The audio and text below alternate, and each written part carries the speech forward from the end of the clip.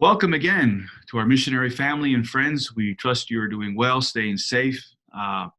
We know that the Lord has called you, and the Lord who has called you will also bring you to the place and to the country of your calling. So we're glad that we can once again bring this format to you. And today I had a special guest with us, Dave Cole, who's the assistant superintendent of the Northwest Ministry Network. And so he's been in there and doing a great job, and the whole that whole Northwest area has been just phenomenal. We're thankful for the fine job that they're doing and with their leadership, as well as the fine missionaries that have come out of that network for many, many years. So thanks, Dave, for joining us, and thanks for taking the time to be a part and sharing and speaking to our missionaries. I'm going to start with our first question with you. Right now, I know that the Washington State has in particular, gone through some things. I remember in the news it was coming out just how it was being impacted. In fact, I was on the other side of the state. It was early March when I was hearing things in Seattle. I was in Spokane, and then I was able to do what I was able to do, and then get back out, and then things just kind of escalated. But right now, what is taking place in your network in terms of our churches opening, and if so, if there are there any restrictions or guidelines?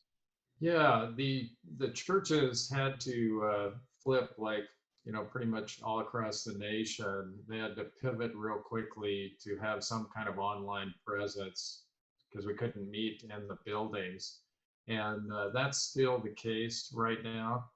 Our governor has moved us into a three-phase approach, and so we're in phase one, which means a few businesses are opening up. He did allow churches to start drive-in church last Sunday, so that was Great. very positive. A lot of our churches built platforms on top of their roofs, and just did everything they could. They improvised to get the people out, and we've had some very positive responses. A lot of senior citizens showed up at our church up in Marysville. They were one of the first to do drive-in church here in Washington, and the people just loved it. But they can't open their windows, they can't receive any items. It's pretty much locked down that way. So everything is still pretty much online as far as ministry is concerned. What would phase two look like, and when do you expect that to possibly take place? If everything goes well with phase one, he's going to take a look at phase two opening in 3 weeks. Okay. And if we have a good report, he will open that up. Still, it's going to be very limited for churches to come back together. By the time we hit phase three, which will be another 3 weeks following that, it looks like we'll be allowed to have upwards to 25% of normal capacity attending on a given Sunday. So a church of 100 will have to have 4 services of 25 people spread out throughout the Okay. auditorium. Right.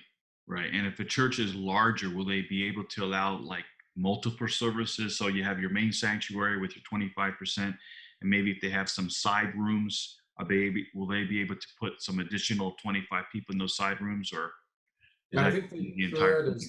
as long as they follow the 6-foot distance guidelines. And we haven't heard yet if they're going to have to wear masks. I would imagine that that will be necessary because we've heard instances around the country where some churches have had problems with COVID because they weren't wearing the masks. So it'll be interesting. Yeah, it'd be interesting to do worship wearing a mask. Anyway, we Oh, got to be, yeah, just got to be creative and protect one another. right. Wow, that's great. So, are you in your first phase right now? So we're in phase one right now. We're about 1 week into Okay. it, Okay. and we're So, seeing businesses opening up. Uh, People are moving around much more, but still pretty much stay at home. I think you can get together with just 1 or 2 people, but nothing large at all. okay. Yeah, I'm sure that would impact some of the larger churches, but yeah, I'm sure God will give them wisdom to work through that. Right. Wow. Yeah, these are definitely different days. Amazing. We've never been Um, here before. yeah, that's very true. What would you say, for example, this past March, the second week of March, we had a very large candidate orientation class that came through, candidate missionaries. We added an extra interview. We usually have four, but we had an extra interview room because to handle the amount of missioners that we had to get them all through and interviewed in that 1 week, so we had to add another interview room. So we're really thankful. We've been praying for God to send more laborers, and He's answering that call. We're seeing more and more people come, not just career missionaries, but also MAs. So we're grateful. But now that this has taken place, so we had that second week that took place, the second week of March, got them interviewed and got them approved by the World Missions Board. And then this came. And so, what would you say? What advice would you give to a brand new missionary? How would they? What would you say to them in terms of how they should approach itineration? Sure. Yeah, I've been having a number of Zoom calls. I'm actually trying to connect with every one of our missionary families. I'm on my sixth week. We have 62 or three missionary units plus MAs, so I didn't realize it would take so long. I have a meeting with some missionaries in Indonesia following this meeting with Fantastic. you. But what I've been encouraging them in is number one, this is a time for all of us to trust God and to know that this did not catch Him off guard. So the fact that they have just been approved is not a surprise to God, and He's able to work on the hearts of people. Secondly, we're really encouraging our churches during this time. It's a time to walk in generosity. Mm. And we just had an executive presbyters meeting this morning, and we're quite surprised of how well the finances of the network are doing, as Mm. well as the churches. One of the presbyters asked me, have any of the smaller churches asked for help? And as of yet, they've not. I think I've heard of two of them, and I'm going to be talking with them. But really, the churches have been quite generous. I haven't heard of Great. missionary support dropping drastically. I'm estimating that most churches could find themselves in, reducing 10 to 20%, but we're hoping that they'll stay on course, they'll remain generous. And so I've just been encouraging these new candidates to don't panic. This is the beginning stage, and it's not a time to panic, time to just trust the church, trust God, and you're going to be okay. Yeah, that's good. That's really good. Yeah, we all have to trust God, in no matter what season of life we're in. And so, I think having faith for God to just continue to provide and trust in Him, I think our trust level is definitely going to go up on this. Not to worry, not to fear, not to panic. God's not panicking on His throne, obviously, but like you said, He knows that this is going to happen and this is going to take place, and Right. the churches are, and it's really encouraging to hear that your network is doing so well. Thank the Lord that things are being, now we've been almost 8 weeks now, Right. and they're still coming along and doing well and moving forward, and so that's just amazing. Um, Being that it seems like where you're at with the three phases that's taking place, it may be a little more prolonged, and Right. I'm not sure if they mentioned what would happen after phase three. It's kind of, I would imagine it's more of like a wait and see.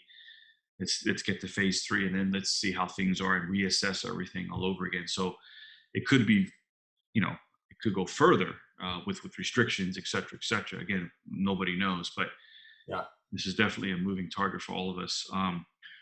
In this During this time, what would you say would be the most effective way that a new missionary could itinerate? They really need to think in terms of electronic, whether it be phone, whether it be Facebook messaging, whatever appropriate communication will work. I know every state is different, cultures are different. Out here, it is very difficult because we're a relational network. Mm, And if a pastor doesn't recognize your cell phone number,